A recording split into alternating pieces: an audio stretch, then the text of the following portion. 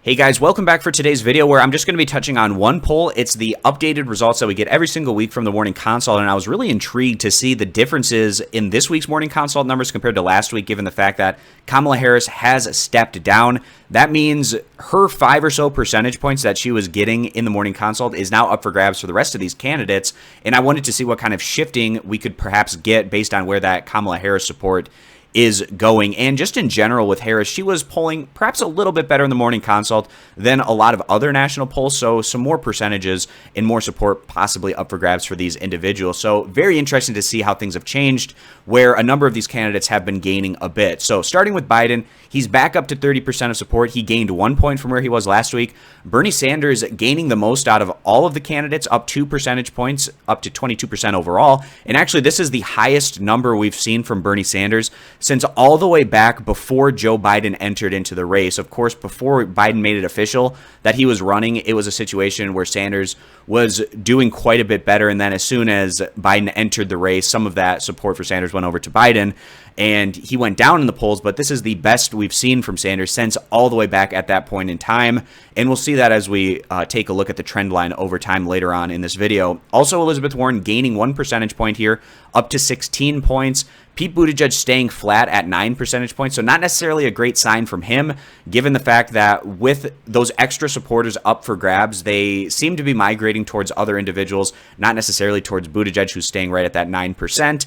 Bloomberg was able to gain 1 point, up to 6 percentage points, and then the rest of the field we see here, Yang at 4%, Booker and Tom Steyer each at 3%, and Tulsi Gabbard at 2 percentage points. And taking a look at those early primary states, we can see Biden leading the pack at 28%, followed by Sanders at 21%, Elizabeth Warren at 14%, and Buttigieg actually taking quite a bit of a step back here in these early state numbers. And this is something that I've been saying over the past couple weeks, that now that Buttigieg was rising in the polls, he was going to start getting a lot more critical coverage. That's definitely been happening, especially more recently.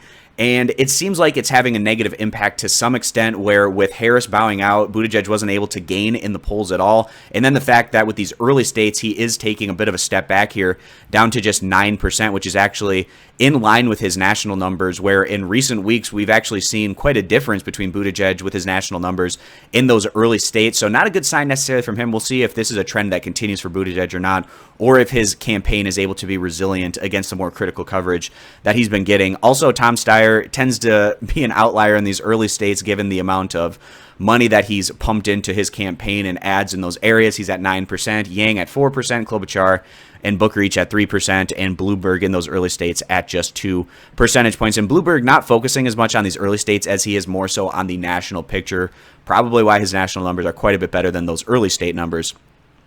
So now we can see the trend line over time, and we see this tick up for Bernie Sanders. He was at 20 points last week, up to 22% this week. And if we take a look all the way back at right when Biden made his announcement, when Biden went from 30% up to 40%, this is where Sanders had more of his strength. Obviously, right after Sanders made his announcement, he went all the way up to 27.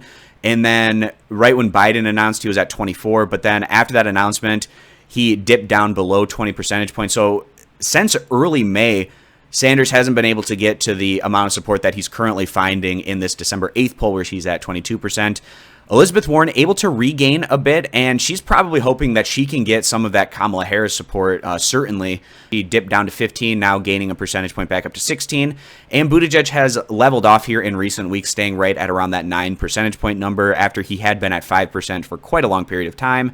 And then we also see Bloomberg rising in the polls as he pumps tons of money into his national ad campaign.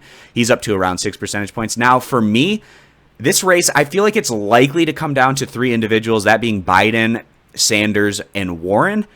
I'm really hesitant on Pete Buttigieg being a legitimate contender, given his weaknesses among minority voters, the African-American vote specifically, as well as the Latino vote. It's just so weak with those groups that I don't think he can build a strong enough coalition to have a serious chance at going on and winning this nomination, even if he is able to surprise and have a bit more success in those first 2 states of Iowa and New Hampshire. So that's just where I'm at this point in time, where it feels like it's probably going to be a race between Biden, Sanders, and Warren. And then as we work our way through the earlier portion of primary season, who's ever showing more strength between Sanders and Warren, at some point they're going to stay in the race, and the other one's probably going to bow out and perhaps go on and endorse the other main progressive that's running, and then you could get a situation where it coalesces around a two-horse race between the centrists and Biden and the progressives with either Sanders or Warren in that scenario. Kind of a replay of what we saw in 2016, where Biden is taking the role of Hillary Clinton, and then the 2016 Bernie Sanders either being taken by 2020 Bernie Sanders or by 2020 Elizabeth Warren. We'll see how that whole situation plays out. Moving down, just a couple of more pieces of information. I want to take a look at the second choices and the favorability and name recognition of these candidates. So Bernie has been doing a bit better in terms of being the second choice of some of these upper tier options, where with Biden, he's at 27% and Warren's at 22%. Sanders supporters are behind Warren at 31%, Biden at 28%, and Andrew Yang there in third place at 7%. With Warren supporters, it's Sanders at 31%, Biden at 23%, and Buttigieg at 13%. And then with Buttigieg supporters, it is Warren at 23 as well as Joe Biden, and then Sanders down there at 11 percentage points. So something that we're definitely seeing among these top four options in the polls is that Sanders supporters definitely do not like Buttigieg, and more or less Buttigieg supporters do not like Sanders. That seems to be what we're seeing, at least in terms of that situation. So now moving on to name recognition and favorability. Biden has overall the strongest name recognition, but in terms of the strongest net favorability, it is clearly Bernie Sanders. He has the highest overall favorability at 75%.